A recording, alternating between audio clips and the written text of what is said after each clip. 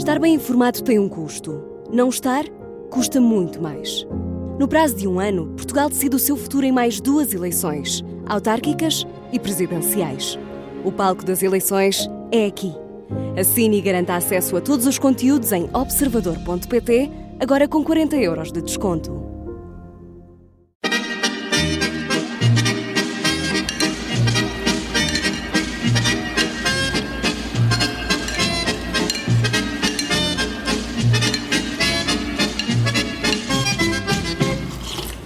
Olá, bem-vindos à Vichy Soase. No momento em que o país enfrenta uma crise de habitação, os deputados parecem estar imunes ao problema. Não só têm habitação própria, como convidam os seus pares para um convívio no lar. Um deputado disse a outro: eu dou-te a morada. Esse outro deputado, eventualmente com problemas de audição, oi só gosta, digo eu, percebeu outra coisa e, claro, fez queixinhas.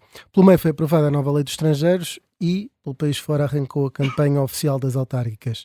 Olhando para as sondagens, caso queiram ganhar, há alguns vencedores anunciados ou antecipados que têm mesmo de acordar, agora que setembro chegou ao fim.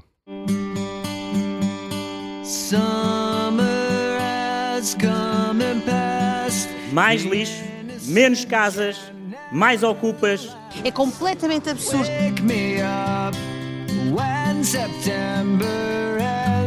Quem vai lá estar para denunciar? Quem vai lá estar para abrir caminho?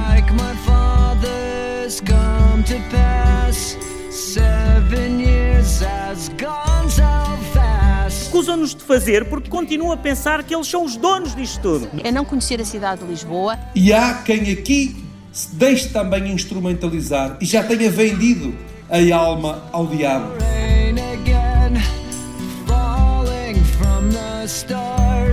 Aconteceu em municípios geridos pelo Partido Socialista e pelo Partido Comunista. Sempre decimos o socialismo ou líder. Não estão cá para compor o ramalhete, desculpem a expressão.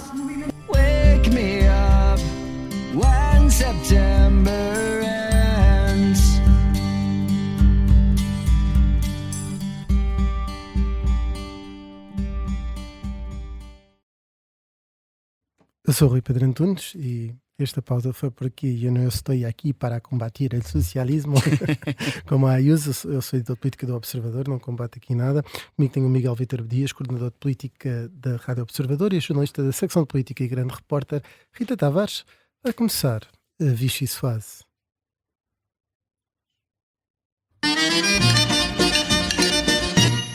Muito bem, estamos aqui com uma coordenação muito boa.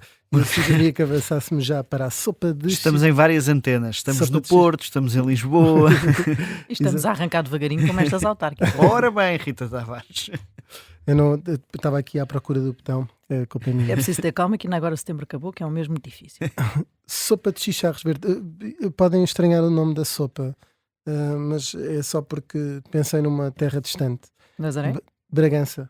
E vocês perguntam, é no interior e a sopa típica de lá é a sopa de chicharros verde? Parece que sim.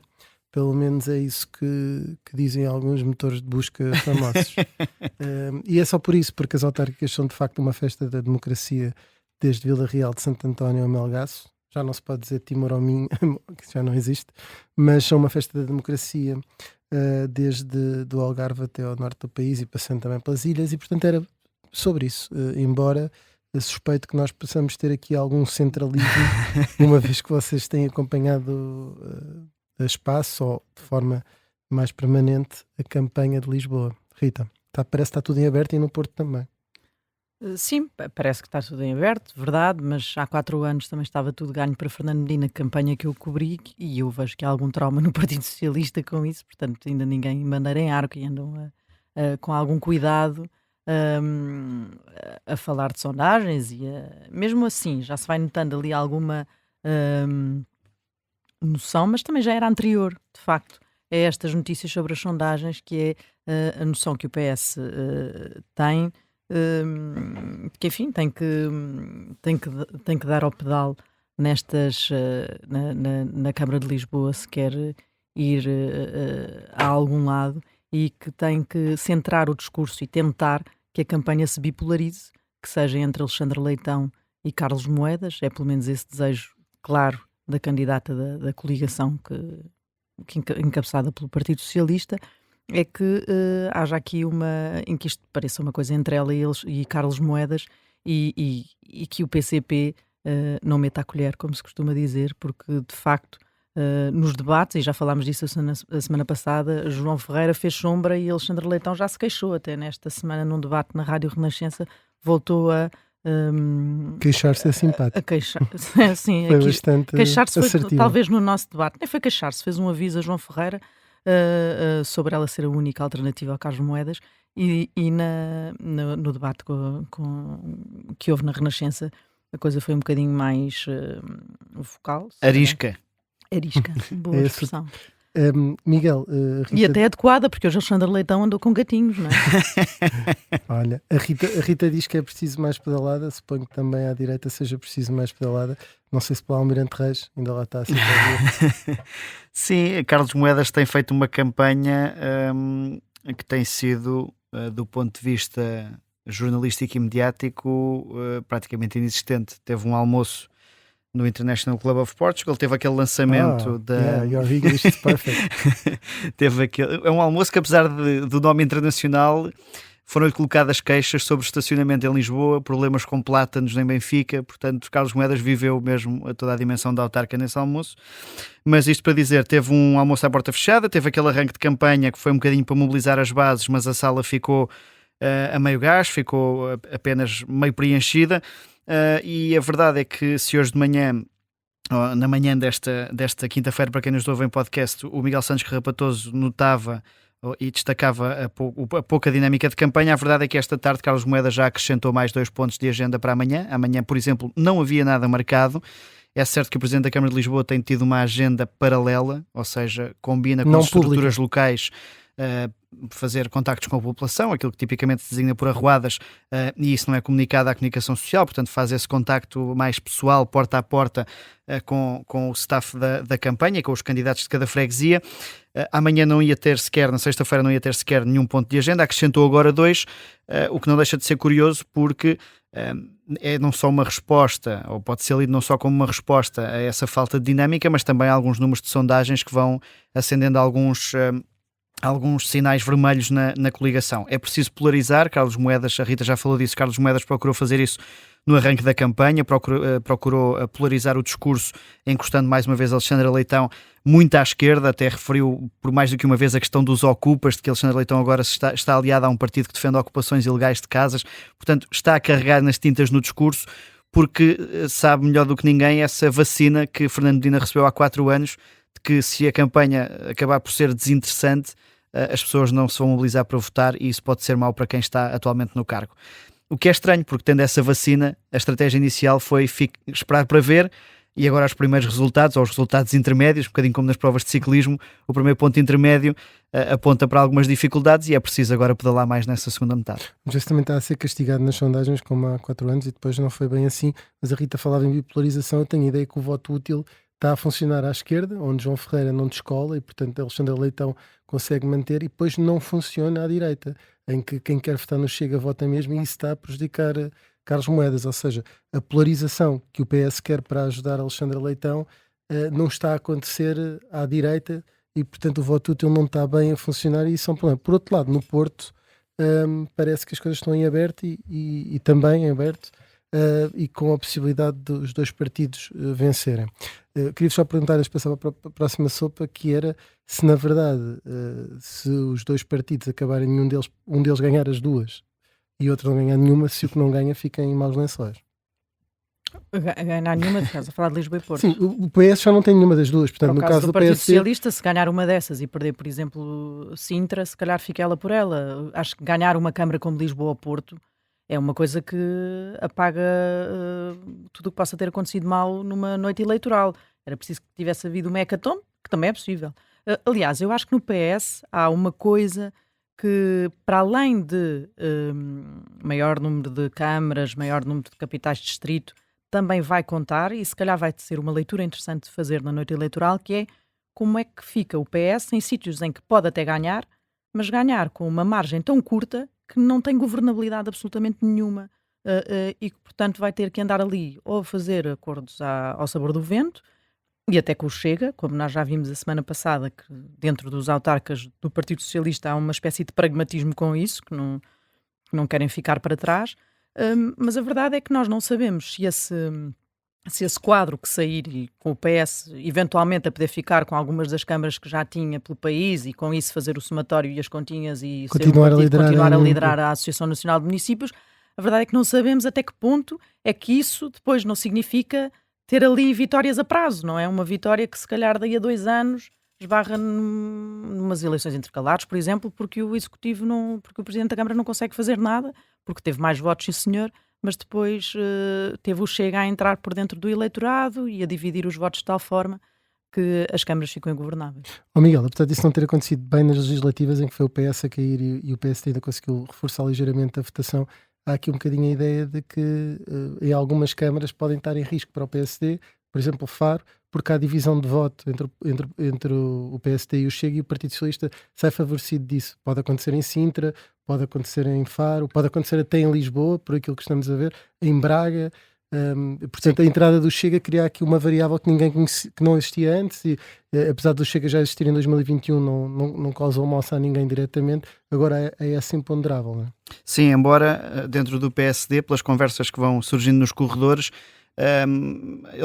o PSD acredita que o Chega vai retirar mais votos ao PS do que propriamente ao Partido Social Democrata, e tem sido esse pelo menos o discurso que têm feito internamente, e de análise dos números que vão recebendo das várias sondagens nos diferentes concelhos, embora lá está também as sondagens em eleições locais sejam mais difíceis de fazer e de interpretar, sobretudo na leitura nacional, mas a leitura é de que o Chega vai roubar mais ao PS do que propriamente ao PSD, como aconteceu aliás até nas últimas legislativas, e portanto isso vai mais ou menos também ao encontro disso.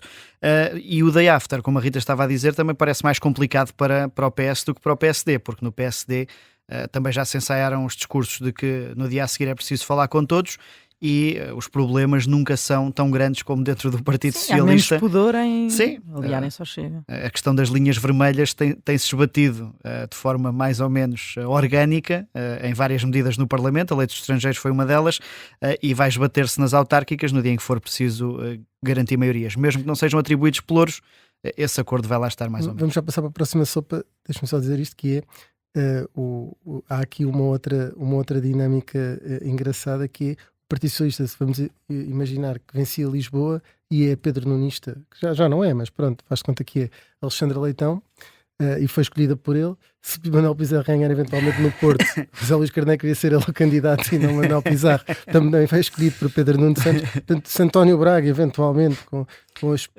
confusões vencerem a Câmara de Braga, embora aí também a Iniciativa Liberal e a força de Rui Rocha pode ter algum resultado, também será uma vitória de Pedro Nuno Santos, porque foi ele que escolheu. E Ana Brunhosa, que chorava-se Pedro Nuno. Exatamente.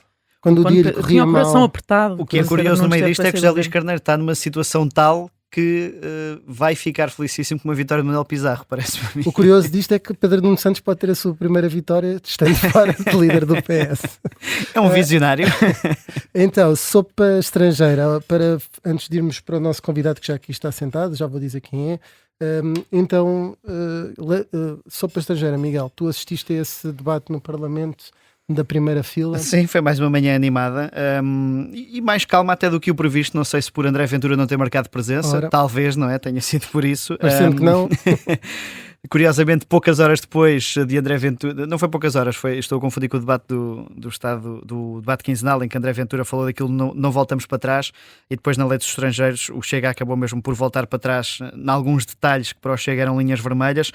Mas acabou por ser uma vitória para o governo de Luís Montenegro, para António Leitão Amar, no sentido em que o governo conseguiu manter sempre plataformas de diálogo, quer com o PS, quer com o Chega. Depois, no fim, acabou por ter apenas a aprovação do Chega, e sai sem pelo menos a obrigação escrita daquela questão de bloquear os apoios sociais. Portanto, é uma conversa que fica para depois. Veremos como é que vai ser feita, se vai ser feita, e houve ali alguma cedência por parte de André Ventura. Aliás, nesse dia, o PS acabou por falar no fim, José Luís Carneiro acabou por falar no fim, e o Chega acabou por estar muito discreto. Foi Cristina Rodrigues quem coube esse trabalho de defender o recuo do Partido Chega, embora eles peçam mais, a verdade é que acabaram por ceder às exigências do PSD e o texto ficou mais ou menos como o PSD tinha pensado. Enfim, houve ali umas abébias de um lado, um toma lá da cá, mas são em questões de prazos que não são propriamente muito relevantes ou que não diferem muito do original. E eu acho que o mais curioso disso tudo foi mesmo André Ventura, por motivos que o próprio ainda não esclareceu, não esteve nesse dia. E não deixa de ser curioso depois de ser tão assertivo no não voltar para trás, o Chega a ter recuado, mas sem a presença do líder. Agora vou amassar as pessoas com o 98, nem com o número 4 do 101, mas são mesmo pequenas nuances que existem de alteração que não são assim tão fundamentais, e André Ventura não está, e na altura também registámos isto, creio que foi uma razão pessoal, não foi uma coisa que ele pudesse escolher, mas de qualquer das formas obviamente que fez falta ao Chega, porque ele é a alma do Chega e nesse dia não falou. Rita, estamos mesmo a chegar ao fim da primeira parte, temos aqui... Só para falar na parte disto tudo, se o Partido Socialista... que é de um acordo envergonhado que aconteceu, que era isso que estavas a falar, ninguém aparece na altura, André Ventura fica para trás, e Luís Montenegro fez declarações aos jornalistas que foram não declarações, porque acabou por não esclarecer o que é que são as contrapartidas, de que fala, mas que não diz o que é que foram. O que é importante é que haja contrapartidas para as pessoas, dando ali a entender que o que interessa é o desenho final, mas na política acho que interessa um bocadinho mais do que isso, não é? Interessa perceber o que é que foi negociado pelo meio. E acho que o Primeiro-Ministro saberá disso, não é? Porque já não anda nisto desde ontem. E enfim, o que foi importante, por exemplo, nos tempos da Geringonça, nós percebermos a negociação que era feita por trás, para depois perceber como é que eram aprovados outros diplomas fora do orçamento, por exemplo. Sim, e estamos em vésperas do orçamento. Irritou-se demasiado. Irrita-se muito. Eu percebo, às vezes Não, também me irrita por fazer 4 vezes a mesma pergunta e nós queremos fazer outra. Às vezes até jornalistas te irritam, Rui. Exatamente, é isso, porque fazem 4 vezes a mesma pergunta e depois nós já não conseguimos fazer e os políticos fogem. Mas não é preciso aquela pedagogia era dispensável, não é? Sim, mas ele pode criticar à vontade. Acho que os jornalistas não estão acima da crítica, mas ele irrita-se muito e aquilo não favorece nada. Pode criticar à vontade, é um facto, pode criticar à vontade, qualquer pessoa é criticável, não é? Mas aquilo passa um limite, quanto a mim, não é limite, mas passa ali uma barreira entre a crítica e o facto de estares a dizer ao jornalista quais são as perguntas que ele deve colocar. Ora, ainda bem que não há essa coincidência entre um primeiro-ministro e um jornalista, é muito bom que assim seja, que não haja coincidência de perguntas entre aquilo que o primeiro-ministro sobre aquilo que quer ser questionado e aquilo que o jornalista questiona. Quer dizer, às vezes pode até haver ali um tema em que esteja à espera, outras vezes não, e tem que se desenvencilhar, não é? E às vezes a forma tipo pode não ser boa, mas a pergunta em causa era precisamente se havia ali uma cheira a 1990 e qualquer coisa, e quer dizer, já não estamos nessa altura. Se havia uma contrapartida ao Chega, e de facto, pelos vistos, não houve nada de significativo de contrapartida, só vamos vendo isso dos apoios sociais e aquelas 3 propostas de alteração que são quase de detalhe, e portanto Luís Montenegro até estava por cima, ou seja, não havia razão aparente. Certo, mas isso começa a aparecer muito Luís Montenegro, que não há nada a esconder, mas ele esconde. Para quê? Quer dizer, só cria confusão, diria eu. Se não há nada a esconder, é dizer. Ele nestes momentos acaba por ser um bocadinho o maior inimigo dele próprio. Nós vamos fechar aqui a primeira parte e, ao contrário do que é habitual, vai ser mesmo muito rápido. A segunda parte volta já a seguir.